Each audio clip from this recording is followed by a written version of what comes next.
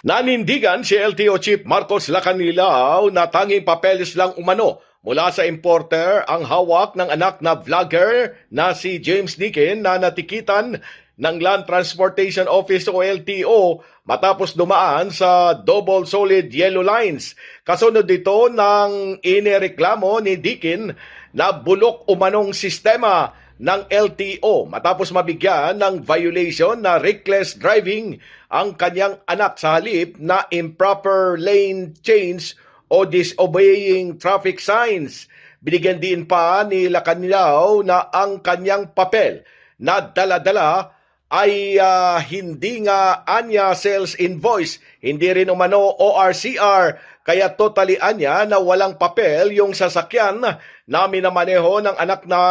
ng vlogger dahil yung papel umano na dala-dala ng complainant ay papel mula sa importer para sa dealer. Dagdag pa nila Lacanilao na yan anya ay hindi pa naibebenta sa labas o kaya sa tao at sa hindi yan dapat umano minamaneho sa kalsada o lansangan dahil sa walang kaukulang papeles ang naturang sasakyan. Pilipinas mula sa LTO, Silvestre Rambulabay, Radyo Kayo Manggi.